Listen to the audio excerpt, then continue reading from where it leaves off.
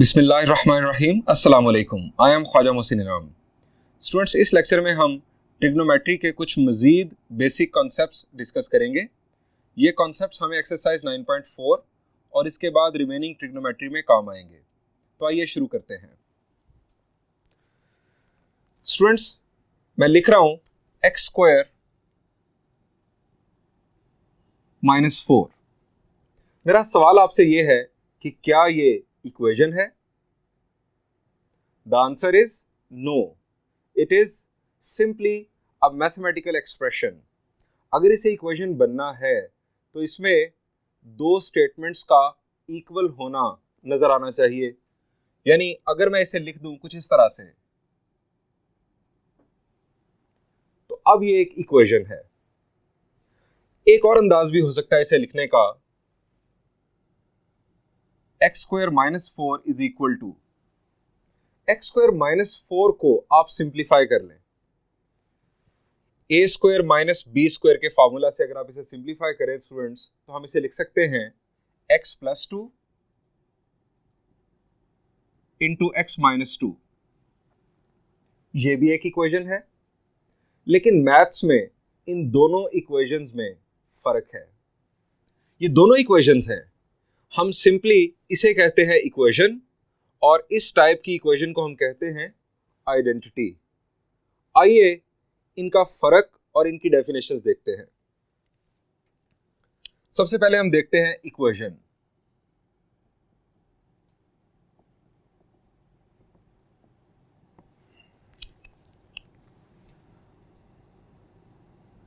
A mathematical statement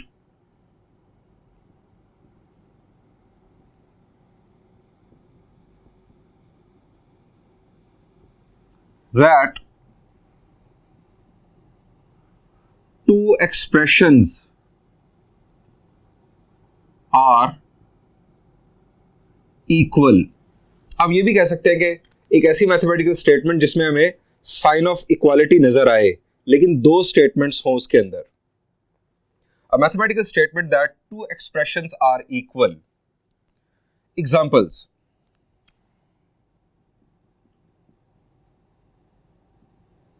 Number 1, यही examples मैं coat कर देता हूं। x² - 4 is equal to 0, x² - 4 is equal to x + 2 × x - 2। हम बात कर रहे हैं ट्रिग्नोमेट्री के अंदर, तो ट्रिग्नोमेट्रिक बात कर लेते हैं जरा। Sine theta is equal to 0। Number 4, sine square theta plus cosine square theta is equal to 1। और इस तरह की आप और भी इक्वेशंस जानते हैं जो हम यहां पर लिख सकते हैं, लेकिन 4 एग्जांपल्स काफी हैं। स्टूडेंट्स, इन 4 एग्जांपल्स में हमें कुछ ऑब्जर्वेशंस करना है। आप फर्स्ट इक्वेशन में जरा आ जाएं। हम x की क्या वैल्यू पुट करें कि ये इक्वेशन ट्रू हो? x की क्या वैल्यू पुट करें कि ये इक्वेशन ट्रू हो, यानी लेफ्ट और राइट साइड इक्वल हो जाए? जरा सोच लें। शाबाश जी, लेफ्ट और राइट साइड इक्वल हो। मैं x की क्या वैल्यू पुट करूं? जी, आपके ज़हन में आ रहा है 2। अगर मैं यहां पर 2 पुट करूं तो 2 का square 4, 4 - 4 will be 0, equation will be true. अगर मैं यहां पर -2 पुट करूं तब भी स्क्वायर 4 ही आएगा, 4 - 4 विल बी 0, यानी 2 और -2 इस इक्वेशन को ट्रू बना रहे हैं। फर्ज करें मैं यहां पर 0 पुट करता हूं, 0 - 4।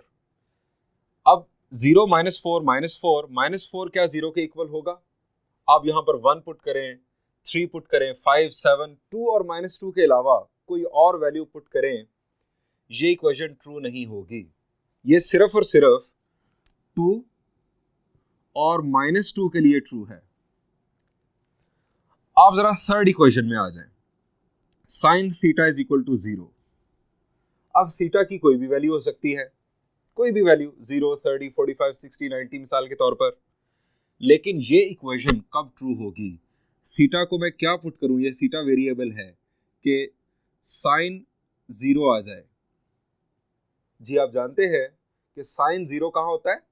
जी हमने एक वर्ड पढ़ा था, जो मैंने शॉर्टकट वर्ड आपको एक दिया था, socks, sine 0 on X axis. जब भी एंगल का टर्मिनल आर्म एक्स एक्सिस पर हो, साइन 0 हो जाता है। उसमें एंगल है 0, उसमें एंगल है 180, उसमें एंगल है 360, और नेगेटिव में भी 0, -80, -180, -360 एंड सो ऑन। अगर मैं यहाँ पर 45 पुट करूँ, साइन 45, आप जानते हैं साइन 45 1/√2, 1/√2 इक्वल नहीं होता 0 के। यानी ये जो इक्वेशन है ये भी थीटा की यानी वेरिएबल की कुछ खास वैल्यूज के लिए ट्रू है। लेकिन इन दोनों इक्वेशंस के बरक्स, इन दो इक्वेशंस के बरक्स आप इन दो इक्वेशंस को अगर देखें, फर्स्ट को देखते हैं, आप यहां पर 0 पुट करें, x की जगह पर 0 पुट करें, ये भी वैसा ही है, x² -4, यहां पर भी 0 पुट करें तो यहां आ जाएगा -4। राइट साइड पर जरा 0 पुट करें x की जगह पर, 0 0, 2 into -2 will be -4, -4 equal to -4। अब यहां पर 1 पुट करें, 1 - 4 will be -3, 1 + 2 3, 1 - 2 will be -1, 3 into -1 will be -3। Left पर भी -3 आया, राइट साइड पर भी -3 आ गया। 1 के बाद आप इसमें 2 तो पुट कर ही चुके हैं, 2 अगर हम यहां पर भी पुट करेंगे, 2 का स्क्वायर 4, 4 - 4 0, और राइट साइड पर 2 - 2 0 होने से ये साइड भी 0 हो जाएगी। 3 पुट कर लें, 3 का स्क्वायर 9, 9 - 4 5, 3 + 2 5, और 3 - 2, 3 - 2 will be 1, तो 5 राइट साइड पर और 5 ही हमें लेफ्ट साइड पर मिला था। ये जो दो इक्वेशंस हैं ये वेरिएबल की कुछ खास वैल्यूज के लिए ट्रू है, जबकि ये इक्वेशन हमें नजर आ रही है कि ये वेरिएबल की तमाम वैल्यूज के लिए ट्रू है। जो वैल्यू भी आप x को यहां पर देंगे, लेफ्ट और राइट साइड इक्वल आ जाएगी। इसी पैटर्न पर ये इक्वेशन भी काम करती है। यहां पर आप थीटा को कोई भी वैल्यू दे दें, कोई भी वैल्यू, 0, 1 डिग्री, 2 डिग्री, 3 डिग्री, कोई भी रियल नंबर्स में से आप वैल्यू पिक करें, आप थीटा की जगह पर पुट कर दें, sine square plus cosine square, ये लेफ्ट साइड इक्वल आएगी हमेशा राइट साइड के। इस बुनियाद पर जो मैं आपको पैटर्न बता रहा हूं कि कुछ इक्वेशंस खास वैल्यूज के लिए ट्रू होती हैं और कुछ for all possible values of variable के लिए ट्रू होती हैं। इस बुनियाद पर इक्वेशन की दो टाइप्स हैं। एक टाइप की इक्वेशन को कहते हैं कंडीशनल इक्वेशन और दूसरी टाइप को कहते हैं आइडेंटिटी। हम यहां पर हेडिंग लेते हैं, एक हेडिंग है types.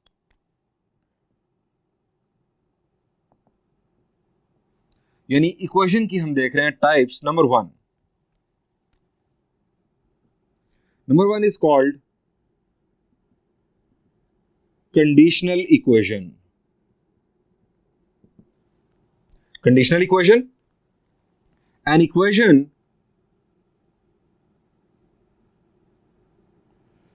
which is true for specific values of variable। यानी an equation which is true for specific values of variable is called a conditional equation। Students, conditional equation को सिंपली इक्वेशन कहा जाता है maths में। आपने conditional का word कम ही सुना होगा। इसकी एग्जांपल्स, ये दो एग्जांपल्स इसकी मैं पहले दे चुका हूं। यानी ये वो इक्वेशंस हैं जो कुछ खास वैल्यूज के लिए ट्रू है, not for all the possible values of the variable. Examples,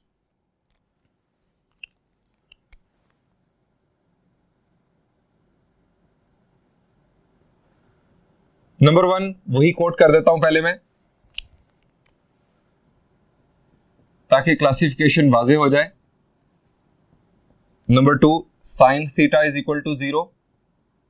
number 3 cosine theta is equal to 0, या इवन आप इसको 1 कर लें। यानी कोसाइन थीटा की कुछ खास वैल्यूज के लिए 1 आउटपुट के तौर पर देता है, हमेशा नहीं। यानी अगर आप यहां पर 90 पुट करें तो कोसाइन 90, ये इक्वेशन ट्रू नहीं होगी। लेकिन अगर आप यहां पर 0 पुट करें, यहां पर 360 पुट करें, यहां पर 720 डिग्रीज पुट करें, तो ये इक्वेशन ट्रू होगी। ये हो गई स्टूडेंट्स इसकी एग्जांपल्स। अब हम देखते हैं दूसरी टाइप। दूसरी टाइप को हम नाम देते हैं आइडेंटिटी का। नंबर 2,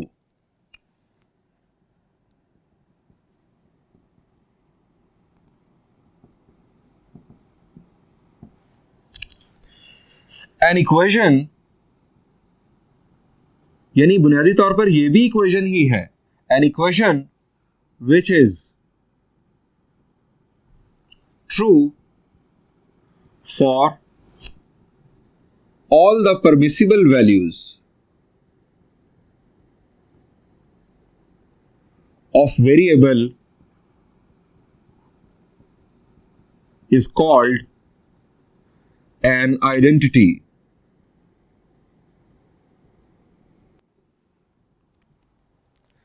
स्टूडेंट्स, आइडेंटिटी एक ऐसी इक्वेशन है जो वेरिएबल की तमाम परमिसिबल वैल्यूज के लिए ट्रू हो। ये परमिसिबल वैल्यूज कौन सी होती हैं इस पर बात करते हैं, लेकिन इससे पहले मैं आपको ये बताना चाहूंगा कि आइडेंटिटीज के लिए बाज बुक्स साइन ऑफ इक्वालिटी को थोड़ा सा चेंज कर देती हैं। वो 3 लाइंस यूज करती है, यानी सिंबल आमतौर पर ये यूज किया जाता है।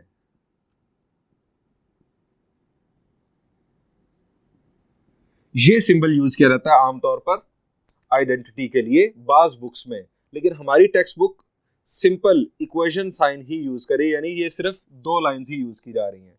बहरहाल बाज का आप अगर किसी किताब में देखें वहां पर इस तरह से 3 लाइंस आपको नजर आए तो परेशान नहीं होना, इसका मतलब आइडेंटिटी लिया जा रहा होगा।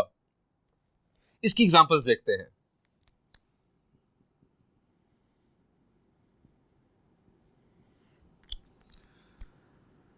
नंबर 1, हम यहां से ये दोनों पिक कर लेते हैं। x square minus 4 is equal to x plus 2 into x minus 2. Number 2, sin square theta plus cosine square theta is equal to 1. Number 3, cosecant theta is equal to 1 over sin theta. जी, इसे कहते हैं reciprocal identity. इसी pattern पर number 4 आप secant भी लिख सकते हैं। Secant theta is equal to 1 over cosine theta. Students, ये है आइडेंटिटी की एग्जांपल्स। ये ट्रिग्नोमेट्रिक आइडेंटिटीज आ गई। इसके बाद हम और बेशुमार आइडेंटिटीज लिख सकते हैं, लेकिन एग्जांपल्स में 4 काफी हैं। अब हमने बात करनी है कि ये परमिसिबल वैल्यू से क्या मुराद है। परमिसिबल वैल्यू से मुराद ऐसी वैल्यूज कि जो आप पुट करें तो आपका रियल आंसर आए। रियल आंसर से मुराद आपको प्रॉपर आंसर मिल जाए। ये ना हो कि आप वैल्यू पुट करें, कैलकुलेशन करें और मैथ एरर आ जाए, या कॉम्प्लेक्स में आपका आंसर आ जाए, एओटा इन्वॉल्व हो जाए। ये ना हो, आपका रियल आउटपुट हो, कोई रियल नंबर आपका आंसर आ जाए। ऐसी वैल्यूज परमिसिबल वैल्यूज कहलाती हैं। अब परमिसिबल वैल्यूज को एक खास नाम दिया जाता है। किसी फंक्शन या किसी इक्वेशन के लिए परमिसिबल वैल्यूज को एक खास नाम दिया जाता है, that is called domain of that function और इक्वेशन। हम अब बात करते हैं डोमेन की।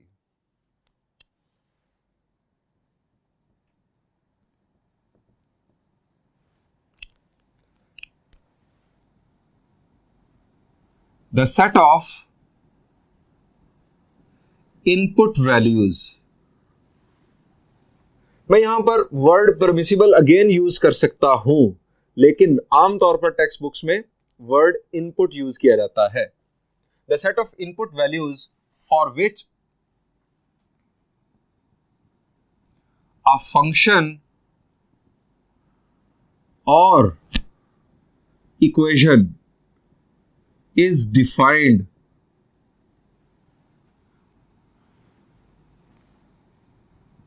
is called domain.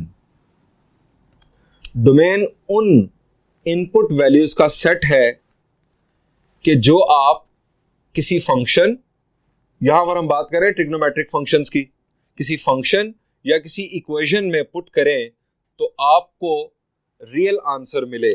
ये जो वर्ड यूज किया गया ना डिफाइंड, इसका मतलब है having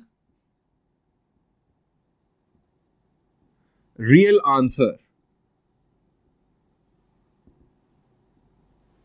students, having real answer से मुराद कि आप इनपुट दें और आपको आउटपुट रियल नंबर की सेंस में मिल जाए। हम कहेंगे कि ये इक्वेशन या ये फंक्शन डिफाइंड है इस इनपुट के लिए। मिसाल के तौर पर यहां पर आप x को कोई भी वैल्यू दे सकते हैं। इस आइडेंटिटी में आप x को कोई भी वैल्यू दे सकते हैं। आपको लेफ्ट और राइट साइड पे रियल आंसर्स मिलेंगे और लेफ्ट और राइट साइड दोनों इक्वल भी होंगी। आप यहां पर भी अगर थीटा को कोई भी वैल्यू देंगे, आपको लेफ्ट और राइट साइड पर रियल आंसर मिलेगा और इक्वल आंसर मिलेगा। लेकिन अब यहां पर आ जाएं, थीटा कोई भी रियल नंबर हो सकता है, लेकिन यहां पर आप अगर गौर करें, यहां साइन थीटा, अगर आप थीटा को 0 से रिप्लेस कर दें तो sine 0 will be 0। 1 divided by 0, जरा आप कैलकुलेटर पर चेक करें तो आएगा math error. 1 divided by 0 is undefined. इस आइडेंटिटी में, दिस इज एन आइडेंटिटी, मैंने आइडेंटिटी की एग्जांपल में इसे लिखा, इस आइडेंटिटी में परमिसिबल वैल्यूज के अंदर 0 शामिल ही नहीं है। परमिसिबल वैल्यूज के अंदर रहते हुए आप थीटा को कुछ भी पुट कर दें, आपको लेफ्ट और राइट साइड इक्वल मिलेगी। इसी तरह आप यहां पर आ जाएं, यहां पर कोसाइन थीटा है। अब आप जानते हैं कि कोसाइन 0 हो जाता है वाई एक्सिस पर। अब वाई एक्सिस पर 90 है, 270 है, इसके बाद 450 डिग्रीज है। इस तरह के एंगल्स जो 90 डिग्रीज के इनफैक्ट ऑड मल्टीपल्स होते हैं, आप अगर यहां पर कोई भी पुट करेंगे, फर्ज करें मैं 90 ही पुट करता हूं, कोसाइन 90 हो जाएगा 0, डिवीजन बाय 0 का सामना होगा, मैथ एरर आ जाएगा, अनडिफाइंड हो जाएगी ये इक्वेशन, ये आइडेंटिटी।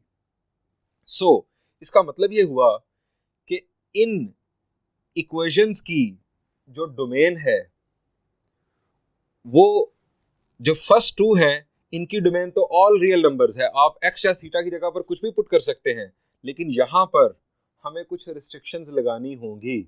अब ये रिस्ट्रिक्शंस कैसे लगाई जाती हैं, हमें कैसे पता चलता है कि हमें ये वैल्यू अपनी सेट ऑफ इनपुट्स में शामिल नहीं करनी, आइए आपको वो बताता हूं।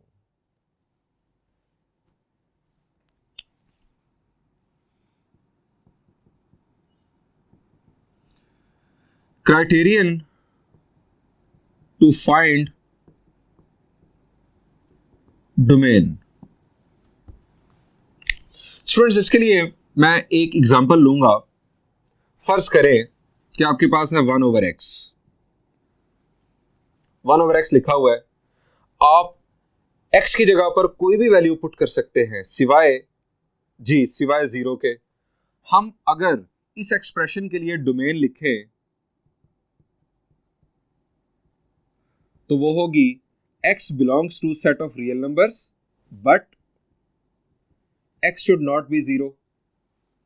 यानी ये मैंने इसकी डोमेन लिख दी, ये मैंने इसकी इनपुट वैल्यूज के बारे में बता दिया। ये जो 0 है ये इसके लिए परमिसिबल वैल्यू नहीं है। आप 0 के अलावा कुछ भी पुट करें, आपको आंसर मिल जाएगा। इसी तरह की एक और एग्जांपल, मैं उसको मजीद नंबरिंग के साथ नहीं लिखूंगा, वैसे ही लिख लेते हैं, x - 4, 1/x - 4। अब यहां पर आप गौर करें तो x की जगह पर अगर कोई भी नंबर पुट किया जाए, आपको एक आंसर मिल जाएगा। लेकिन अगर आप x की जगह पर 4 पुट कर दे, 4 - 4 क्या होगा जी? 4 - 4 हो जाएगा 0। 1 डिवाइडेड बाय 0 अनडिफाइंड। यानी हम लिखेंगे x belongs to set of real numbers. x real numbers में से कुछ भी हो सकता है, but x should not be 4। x को 4 नहीं होना चाहिए। अच्छा, दूसरा केस जरा देखिए।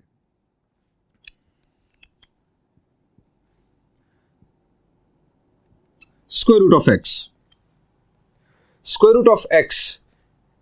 अब x की जगह पर आप कोई भी नंबर पुट कर सकते हैं, लेकिन अगर आप नेगेटिव नंबर कोई पुट करें, 0 से नीचे चले जाएं, 0 से नीचे -1 फर्ज करें, -2, -3, -4, आप जब ऐसे नंबर का, नेगेटिव नंबर का स्क्वायर रूट लेंगे तो क्या होगा जी, हम कॉम्प्लेक्स नंबर्स में चले जाएंगे। -1 का square root iota and so on. किसी भी नेगेटिव नंबर का स्क्वायर रूट लेंगे तो हमें कॉम्प्लेक्स नंबर आंसर मिलेगा। हम यहाँ 0 पुट कर सकते हैं या 0 से ग्रेटर कोई भी रियल नंबर, हमें रियल आंसर मिल जाएगा। ये जो एक्सप्रेशन है ये डिफाइंड है, जैसे मैंने वर्ड यहां पर यूज किया defined, having real answers for, यानी इसकी डोमेन होगी x belongs to set of real numbers but x should be greater than और equal to 0। x real numbers में से होगा लेकिन x को 0 या 0 से ग्रेटर होना चाहिए। ये दो चीजें, एक फ्रैक्शन और एक ये स्क्वायर रूट, मैं बल्कि स्क्वायर रूट की जगह पर वर्ड यूज करूंगा इवन रूट, ये दो चीजें क्राइटेरिया बनाती है डोमेन फाइंड आउट करने का। रिमेंबर,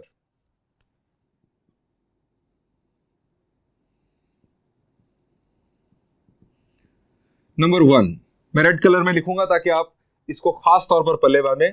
रिमेंबर,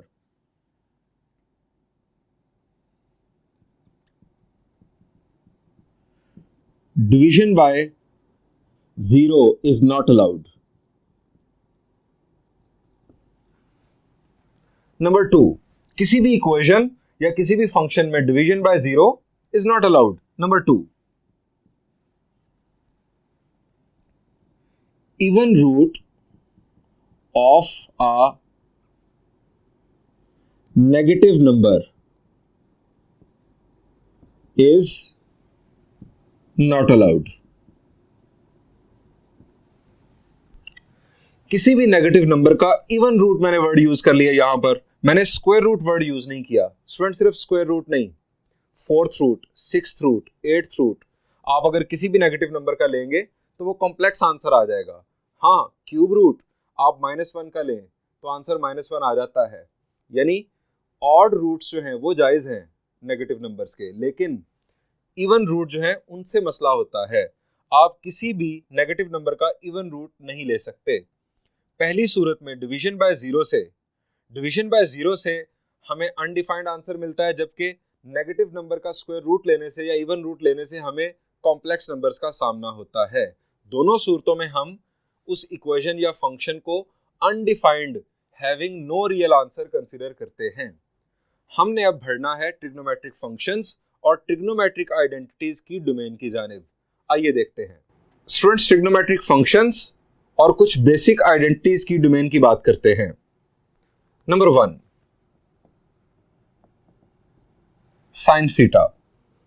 स्टूडेंट, साइन के लिए आप थीटा की जगह पर कोई भी रियल एंगल पुट कर दे, आपको आउटपुट मिल जाएगी, कोई मसला नहीं होगा। हम इसके लिए लिखेंगे theta belongs to set of real numbers, यानी ये इसकी domain. Number 2, cosine theta.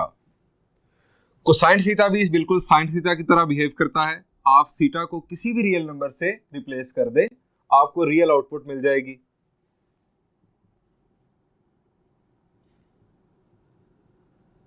Theta belongs to set of real numbers. Number 3 पे स्टूडेंट्स मैं जानबूझकर कंसीडर कर रहा हूं कोसेकेंट को। कोसेकेंट बुनियादी तौर पर क्या है जी? कोसेकेंट है 1/sin, यानी साइन का रेसिप्रोकल।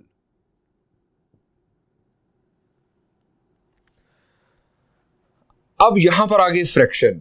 हमने दो क्राइटेरियाज देखे, डोमेन को दो चीजें डिफाइन करती हैं, फ्रैक्शन और इवन रूट। यहां पर हमारे सामने फ्रैक्शन है। अब यहां पर हमें देखना है कि साइन कब 0 होगा। साइन कहां 0 होता है जी? मैंने आपको एक शॉर्टकट ट्रिक बताया था, सॉक्स और कॉय। सॉक्स का मतलब sine 0 on X axis, coy का मतलब cosine 0 on Y axis. Sine 0 on X axis के ऊपर कौन कौन से एंगल्स हैं जी? अगर हम पहले बोले 0, फिर उसके बाद एक्स एक्सिस पर आप वापस आ जाए, चले बनाकर देख लेते हैं ताकि आपको बात समझ आ जाए। 0, फिर आप यहां पर आएंगे तो 180, फिर आप यहां पर आ गए, मैं अभी एंटी क्लॉकवाइज रोटेशंस की बात कर रहा हूं, 360, फिर आप यहां पर आएंगे तो इस तरह से आपको एंगल्स मिलते चले जाएंगे। स्टूडेंट्स, ये जो एंगल है 0, देन 180, देन 360, ये एंगल्स 90 के इवन मल्टीपल हैं, 90 के इवन मल्टीपल। अब हमें अगर इवन नंबर को देखना है कि ये कैसे लिखा जाएगा जनरली, यानी हमें अगर इवन नंबर के जनरेटर को देखना है तो इवन नंबर बुनियादी तौर पर है क्या? जी, इवन नंबर बेसिकली क्या है? ऐसा नंबर जो 2 पर डिवाइड हो सकता हो। हम उसे ये भी कह सकते हैं कि 2 का मल्टीपल। तो क्या आप इस तरह से लिख सकते हैं किसी इवन नंबर को? ये इवन नंबर का जनरेटर है इनफैक्ट, 2 का मल्टीपल, 2 का इंटीग्रल मल्टीपल। आप यहां पर n की जगह पर कोई भी इंटीजर लिखें, आपको इवन नंबर मिलेगा। यहां 0 लिखा, 0 into 2 0, 0 is even number, 1 into 2 2, 2 into 2 4, 3 into 2 6, यानी n को आप 0 1 2 3 4 5 6 या नेगेटिव नंबर्स के साथ रिप्लेस करते चले जाएं, आपके इवन नंबर्स जनरेट होते चले जाएंगे। इसका मतलब ये हुआ कि अगर ये इवन नंबर का जनरेटर है, अगर इसमें 1 ऐड कर दिया जाए तो किसी भी इवन नंबर में 1 ऐड करने से क्या होता है? जी, किसी इवन नंबर में 1 ऐड करें तो ऑड नंबर आ जाता है। 2 में 1 ऐड करें 3, ऑड नंबर। 4 में 1 ऐड करें 5, ऑड नंबर। तो स्टूडेंट्स याद रखें आज के बाद 2n जनरेटर है इवन नंबर्स का, n इज इंटीजर, और 2n plus 1 जनरेटर है ऑड नंबर्स का, n belongs to set of integers. हम बात कर रहे थे कि साइन को 0 नहीं होना चाहिए क्योंकि डिवीजन बाय 0 का सामना होगा। अब साइन 0 होता है x एक्सिस पर, x एक्सिस पर एंगल हैं 90 के इवन मल्टीपल्स। अगर मैं इस तरह से लिखूं 90 के इवन मल्टीपल्स, यानी ये 90 दैट इज π/2, ये आ गया इवन, ये इवन π/2 और ये इवन, ये बन गए मल्टीपल। अब यहां पर अगर हम कैंसलेशन कर दें तो ये बनता है n पाई। n पाई से मुराद बन जाता है कि 180 के इंटीग्रल मल्टीपल्स। बुनियादी तौर पर ये 90 के इवन मल्टीपल्स ही होते हैं। सो हम यहां पर इसकी डोमेन लिखेंगे theta belongs to set of real numbers, but theta should not be equal to n pi even multiples of 90 या integral multiples of 180, n belongs to z, set of integers.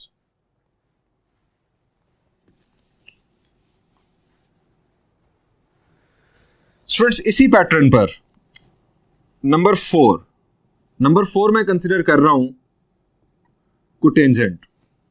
उसकी वजह, कोटेंजेंट क्या है? Cosine theta over sine theta. Cosecant की domain sign ने define की, sign जब 0 होगा कोसेकेंट अनडिफाइंड हो जाएगा। इसी तरह साइन जब 0 होगा कोटेंजेंट भी अनडिफाइंड हो जाएगा। Same behaviour, so same domain. Theta belongs to set of real numbers, but theta should not be equal to n pi and n belongs to set of integers. Number 5 देखते हैं। Number 5 students, हम अब देखेंगे secant. Secant क्या है? Cosine का reciprocal, so it is 1 over cosine. अब cosine कब 0 होता है? Cosine cosine 0 on y axis, हमारा short word. Cosine 0 on y axis पर एंगल 90, फिर 270, 90 और 270 ये 90 के ऑड मल्टीपल्स हैं। ऑड के लिए मैंने आपको जनरेटर बताया अभी 2n plus 1, 2n है इवन नंबर और 2n plus 1 ऑड नंबर। तो हम इसे लिखेंगे theta belongs to set of real numbers, but theta should not be equal to odd multiple of π/2 यानी 90। अगर हम यहां पर 90 पुट करेंगे, cosine 90 will be 0, secant undefined हो जाएगा। 270 पर भी इसी तरह होगा किसी भी ऑड मल्टीपल ऑफ 90 पर ऐसे ही होगा। n belongs to set of integers। Number 6 students, cosine हमें मिलता है टेंजेंट में, साइन ओवर कोसाइन। कोसाइन ने ही डोमेन डिसाइड की सीकेंट की, और कोसाइन ही डोमेन डिसाइड करेगा टेंजेंट की। Same domain, theta belongs to set of real numbers, but theta should not be equal to 2n + 1 π/2। n belongs to set of integers. ये हमारे बेसिक ट्रिग्नोमेट्रिक फंक्शंस जिनकी हमने domain देख ली। अब देखते हैं basic identities. Number 7, sine square theta plus cosine square theta is equal to 1। Students, अब हमें देखनी है ये आइडेंटिटी की डोमेन। तो आप इसमें देखें फंक्शन कौन कौन सा है। इसमें है साइन, इसमें है कोसाइन। साइन और कोसाइन दोनों की डोमेन क्या है जी? Set of real numbers. So very simple, theta belongs to set of real numbers. आप क्राइटेरिया आप समझ गए होंगे कि जब इसमें सीकेंट, कोसीकेंट, टेंजेंट या कोटेंजेंट इन्वॉल्व नहीं है तो फिर कोई इशू भी नहीं। दूसरी हमारी एक आइडेंटिटी है secant square theta is equal to 1 + tangent square theta. अब इसमें आ गया सीकेंट और टेंजेंट। सीकेंट और टेंजेंट इनकी डोमेन, अब ये डोमेन अप्लाई होगी इस आइडेंटिटी के ऊपर, यानी इसकी डोमेन होगी theta belongs to set of real numbers, but theta should not be equal to odd multiple of 90 where n belongs to set of integers. ये होगी इस आइडेंटिटी की domain. Number 9 students, cosecant square theta is equal to 1 + cotangent square theta. इसमें आ गए cosecant और cotangent. Cosecant और cotangent के लिए हमने यहां पर बात की। कोसेकेंट और कोटेंजेंट दोनों अनडिफाइंड हो जाते हैं 180 के इंटेग्रल मल्टीपल्स या 90 के इवन मल्टीपल्स पर। Theta belongs to set of real numbers, but theta should not be equal to n π, यानी 180 के integral multiples, where n belongs to set of integers. अच्छा, अब आप सोच रहे होंगे कि ये तो सीकेंट और टेंजेंट का पेयर बना तो दोनों की डोमेन अप्लाई हो गई।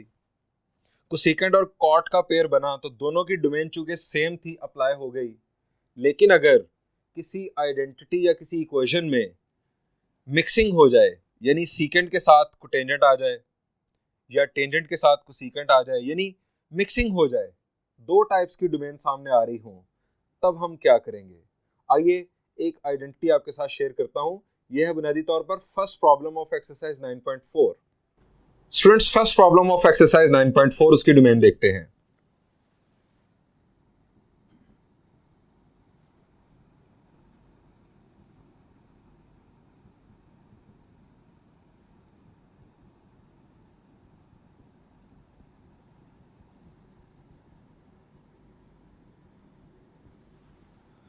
स्टूडेंट्स, इसमें टेंजेंट, कोटेंजेंट, सीकेंट और कोसेकेंट ये सारे ही आ गए।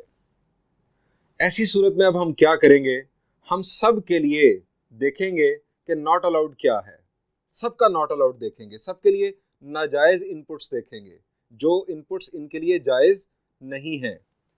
अगर हम बात करें टेंजेंट की और बात करें सीकेंट की, तो स्टूडेंट्स टेंजेंट और सीकेंट के लिए odd multiples of 90, odd multiples of 90 नाजायज हैं, यानी जायज नहीं है, ये हम पुट नहीं कर सकते। अगर हम बात करें कोटेंजेंट और कोसेकेंट की, तो स्टूडेंट्स ये है कोसेकेंट और कोटेंजेंट, इसके लिए नाजायज वैल्यू कौन सी है? थीटा की नाजायज वैल्यू जो हम पुट नहीं कर सकते वो है इवन मल्टीपल्स ऑफ 90। ये इवन मल्टीपल ऑफ 90 है, बुनियादी तौर पर ये इस तरह से था, जिसे सिंप्लीफाई हमने किया, ये इवन और ये 90, इवन मल्टीपल ऑफ 90 था, जो सिंप्लीफाई होने के बाद आपको इंटेग्रल मल्टीपल ऑफ 180 नजर आ रहा है, पाई का इंटेग्रल मल्टीपल नजर आ रहा है। यानी even multiples of 90, odd multiples of 90, ये इस आइडेंटिटी के लिए मजमूई तौर पर नाजायज इनपुट्स होंगी। अब हम इसे लिखेंगे किस तरह से, इसकी domain theta belongs to set of real numbers but अब इवन मल्टीपल्स ऑफ 90 और ऑड मल्टीपल्स ऑफ 90 अगर कंबाइन हो जाएं, इवन और ऑड, जरा गौर कीजिएगा, 0, 2, 4, 6, 8, 10 ये इवन है, 1, 3, 5, 7, 9, 11 ये ऑड है इंटीजर्स। अब इवन और ऑड इंटीजर्स को अगर हम इकट्ठा कर लें तो हमारा सेट ऑफ इंटीजर्स कंप्लीट हो जाता है, पॉजिटिव में भी नेगेटिव में भी। इसका मतलब ये हुआ कि इवन मल्टीपल ऑफ 90 और ऑड मल्टीपल ऑफ 90 दोनों को कंबाइन कर लें तो बन जाते हैं integral multiple of 90, but theta should not be equal to n pi by 2, integral multiple of 90 where n belongs to set of integers। यानी जब हमारे सामने ऐसी सिचुएशन होगी कि मिक्सिंग हो जाएगी, दो डिफरेंट हमें डोमेन्स फॉलो करनी होंगी, तो हम दोनों का कंबाइंड इफेक्ट लेंगे, दोनों को इकट्ठा कर लेंगे। दोनों को इकट्ठा करने से हमारे पास ये डोमेन सामने आई। नेक्स्ट लेक्चर में इंशाल्लाह हम प्रॉब्लम नंबर 1 के बाद रिमेनिंग प्रॉब्लम्स जो हैं उनकी डोमेन्स डिस्कस करेंगे।